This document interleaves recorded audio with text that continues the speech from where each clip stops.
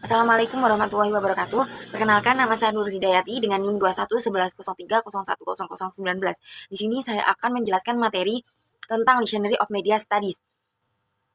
Sebelum itu, kita harus lebih paham apa itu media. Media komunikasi adalah suatu alat atau sarana yang digunakan untuk menyampaikan pesan dari komunikator kepada halayak. Media juga dominan dalam berkomunikasi adalah panca indera manusia seperti telinga dan mata. Alat komunikasi adalah semua media atau alat yang digunakan untuk menyebarkan atau menyampaikan informasi, baik itu informasi kepada satu orang saja atau kepada banyak orang. Alat komunikasi ini tidak hanya berfungsi untuk menyampaikan informasi saja, tapi juga menghasilkan informasi. Selanjutnya, karena saya mendapatkan materi tentang kamus, dari situ saya mengambil dua kata, yaitu advokasi jurnalis dan yang kedua manajemen komunikasi. Apa sih advokasi jurnalis itu? Secara bahasa, advokasi artinya pembelaan. Jurnalis advokasi secara praktis adalah jurnalisme yang melaporkan sebuah kasus, isu, masalah, atau peristiwa dengan tujuan membentuk opini sehingga muncul kesadaran dan dukungan publik. Jurnalis jurnalis jurnalis advokasi merupakan kegiatan jurnalistik yang dilakukan oleh wartawan dengan cara mengarahkan fakta hasil reportase untuk membentuk opini publik. Pemberitaan jurnalisme advokasi lebih banyak ditujukan untuk suatu kepentingan tertentu yang ditujukan dalam bentuk pemberitaan fakta dan peristiwa. Jurnalis advokasi ini adalah sebuah genre jurnalisme yang disengaja dan transparan mengadopsi sudut pandang non-objektif. Biasanya untuk beberapa tujuan sosial atau politik. Mirip propaganda, namun laporan jurnalisme advokasi berbasis fakta dan itu membedakannya dengan propaganda. Advocacy journalism is genre of journalism that internationally and transparently adopts an non-objective viewpoint usually from same social of politics purpose. Selanjutnya yaitu kan ada prinsip jurnalis. Nah, prinsip jurnalis itu adalah asas kebenaran yang menjadi pokok dasar berpikir, bertindak, dan sebagainya, atau dasar jurnalisme yang menjadi pedoman wartawan atau media dalam bekerja. Prinsip jurnalis merupakan pedoman etis para wartawan yang berlaku universal. Prinsip-prinsip ini lalu dituangkan dalam kode etik jurnalis yang dirumuskan dan ditetapkan masing-masing organisasi profesi wartawan. Di Indonesia, prinsip jurnalis berupa kode etik ditetapkan oleh Dewan. Prinsip jurnalis ini ditetapkan para ahli, akademisi, dan praktisi. Terpopuler adalah prinsip jurnalis yang dikemukakan Bill Kovacs, Tom Rosenthal dalam rumusan elemen jurnalis. Setelah itu ada 5 prinsip jurnalis. Yang pertama, kebenaran dan akurasi, truth and accuracy. Jurnalis tidak selalu bisa menjamin kebenaran, tapi mendapatkan fakta dengan benar adalah prinsip utama jurnalis. Nah, yang kedua yaitu kemandirian. Jurnalis harus suara independen. Kita tidak boleh bertindak secara formal atau tidak resmi atas nama kepentingan khusus baik politik, perusahaan, atau budaya. Selanjutnya yaitu ada keadilan.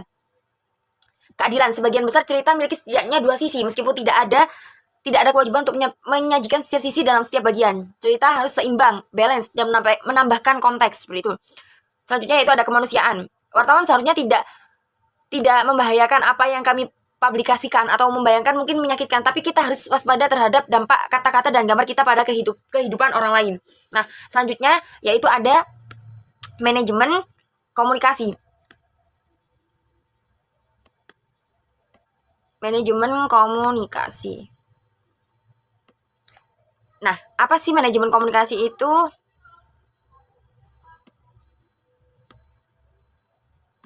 Manajemen adalah ilmu dalam menyelesaikan pekerjaan dengan suatu proses perencanaan, pengorganisasian, pengendalian, serta kepemimpinan. Sedangkan komunikasi adalah suatu proses informasi agar bisa saling terhubung dengan orang lain.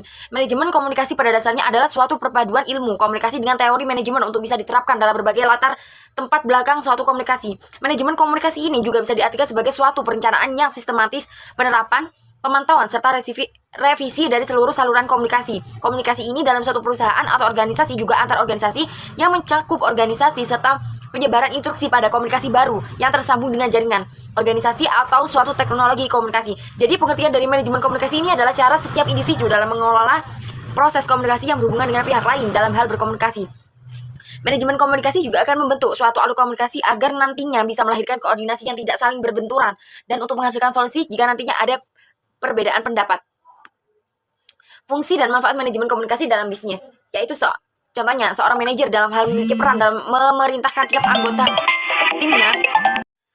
Selain itu, manajemen ini juga bermanfaat untuk menjaga hubungan baik pada tiap anggota di dalam perusahaan. Tanpa adanya komunikasi yang baik, kemungkinan akan terjadi konflik internal yang bisa berpengaruh pada kerjasama yang tidak maksimal. Manajemen komunikasi sebagai kendali manajer akan melakukan pengendalian akan melakukan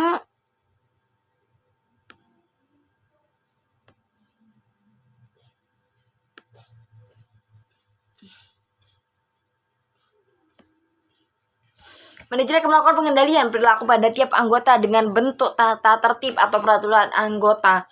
Sehingga setiap kegiatan anggota harus dilakukan dengan dasar peraturan yang sebelumnya sudah ditetapkan oleh pihak perusahaan demi menghindari konflik yang bisa terjadi.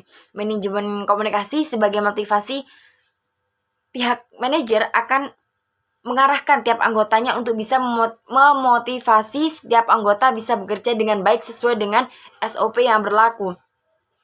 Selanjutnya yaitu ada tujuan manajemen komunikasi. Pada umumnya, tujuan adanya manajemen komunikasi ini adalah untuk bisa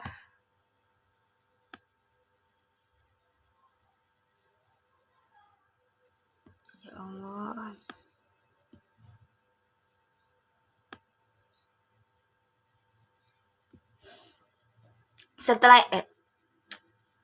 Tujuan manajemen komunikasi pada umumnya tujuan adanya manajemen komunikasi ini adalah untuk bisa berinteraksi dengan baik sehingga setiap orang mampu memahami dan mengerti bagaimana cara berkomunikasi dengan baik. Selain itu, manajemen komunikasi juga bisa dijadikan sarana informasi yang membentuk cara orang lain dalam berinteraksi.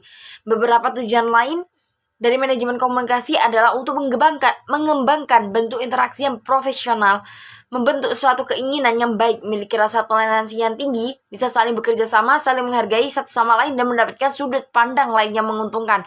Selanjutnya yaitu ada bentuk dan tujuan manajemen komunikasi. Yang pertama ada 5 komponen yang penting, yaitu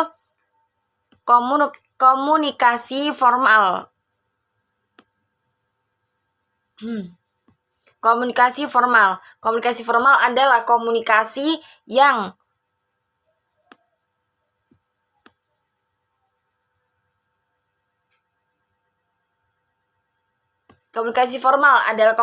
terjadi antara atasan dan bawahan tanpa memerlukan pengaturan tertentu. Jenis komunikasi yang digunakan pada jalur komunikasi formal ini mempunyai wewenang dan tanggung jawab melalui berbagai instruksi dalam bentuk tulisan ataupun tulisan dengan memanfaatkan prosedur secara fungsional yang terjadi dari atasan ke bawahan atau sebaliknya.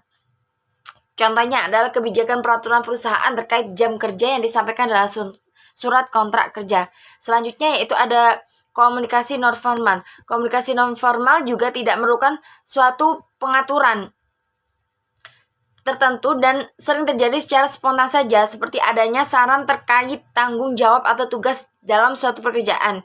Contohnya adalah anggota perusahaan yang memberikan saran dan masukan ketika menerima suatu tugas. Selanjutnya yaitu ada komunikasi informal. Komunikasi informal adalah komunikasi yang dilakukan untuk membahas hal lain di luar pekerjaan. Komunikasi jenis ini akan lebih menekankan hubungan antar manusia seperti dua orang karyawan yang curhat tentang masalah kehidupannya di luar pekerjaan. Selanjutnya yaitu ada komunikasi teknis. Komunikasi teknis adalah komunikasi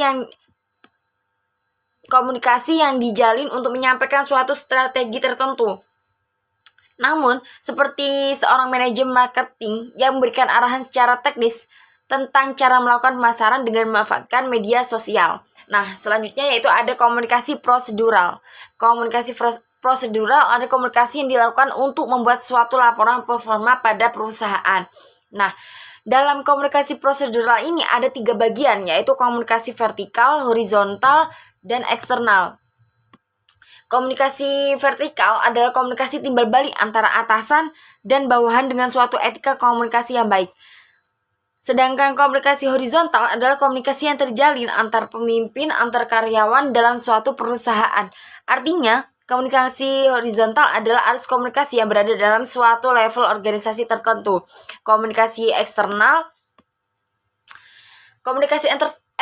adalah komunikasi yang terjalin antara perusahaan dengan perusahaan lain yang berada di luar perusahaan. Nah, jadi manajemen komunikasi dalam komunikasi orang dewasa tidak. Bagian ini menggambarkan suatu tidak.